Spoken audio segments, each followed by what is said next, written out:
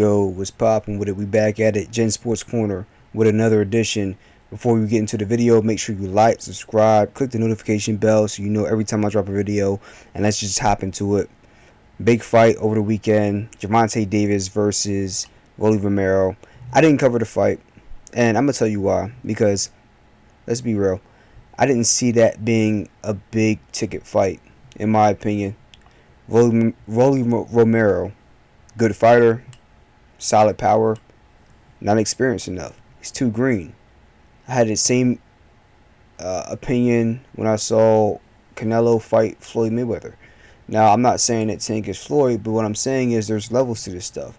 And the separation of skill was apparent to me. So that's why I didn't pay money for the fight. That's why I didn't drop a video on the fight.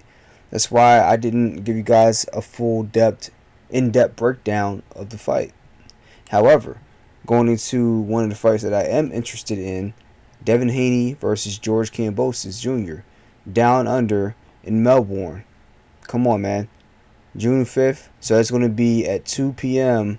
Australian time. And that will be prime time for us on the East Coast in New York. I believe 10 p.m. So we'll be able to see that on prime time on Saturday night. Because they'll be having it at 2 o'clock on Sunday in Australia. Big fight, all 4 belts. Undisputed. You don't get this often.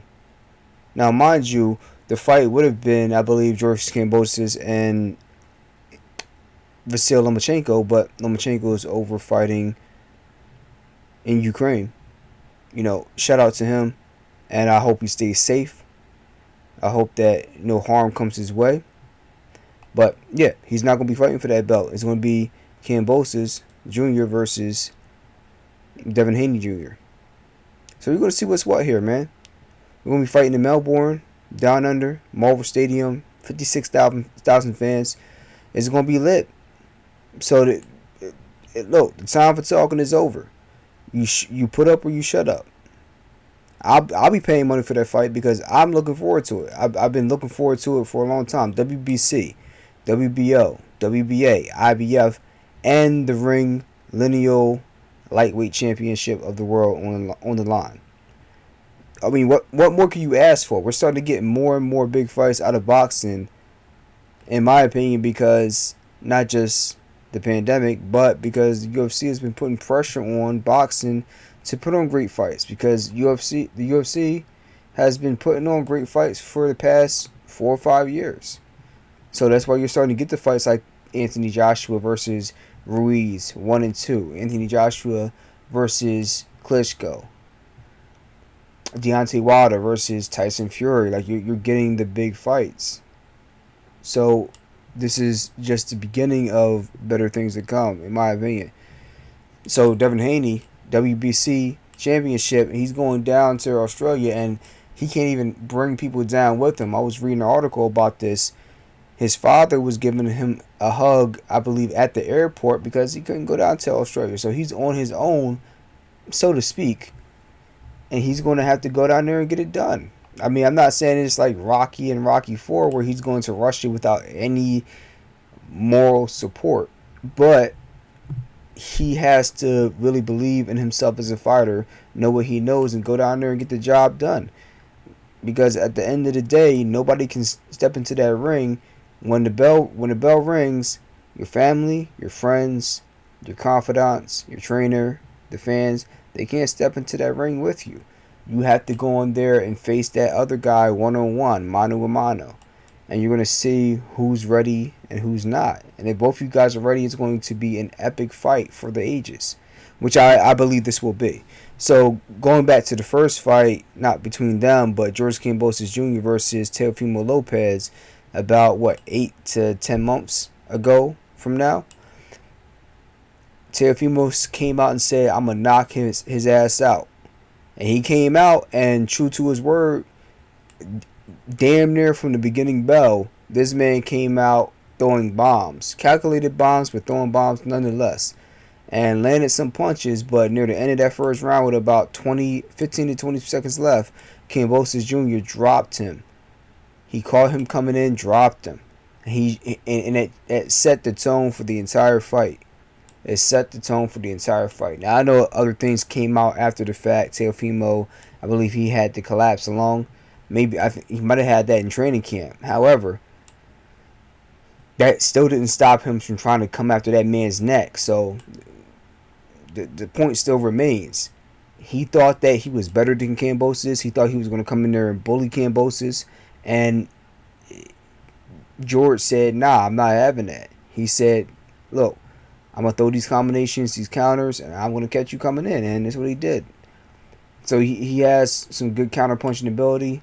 So that's what's going to make this fight really intriguing, because Devin Haney, not the best defense, but is getting sharper on top of already being pretty decent.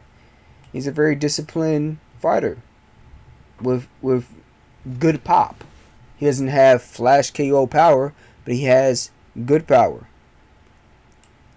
So I think this will be a very good fight. I'm going to get into the fight more in depth as we move forward and do a full breakdown, just like I did for what fight was that? I did a full breakdown on Canelo and Bivol. That's the one I can remember right offhand. I did a full breakdown on that, and I picked Canelo to win by decision, and we're finally recapping that one. But Bivol won that fight by decision. But what I did state in that fight was that if Bivol came out with a good jab, it was going to be a very tough night for Canelo. Because you're talking about a guy who's been able to go against taller guys, lankier guys, guys that have the height and the reach advantage, but they don't really have any pop. Like Bivol, he's not the biggest 175 pounder, but he's big compared to Canelo, and the rest of those guys are 168 and 160, and it showed. He was really able to just pity pat Canelo Alvarez. He didn't really throw any hard punches. He didn't really sit on his punches, but he was still able to have enough power on the punches where Canelo was like, I don't want to eat these punches for 8 rounds or even 6 rounds. So look, he's not going. They talked about the rematch, but with Bivol, but the news came out that Canelo is going to be fighting Triple G for the 3rd time. The trilogy is on here.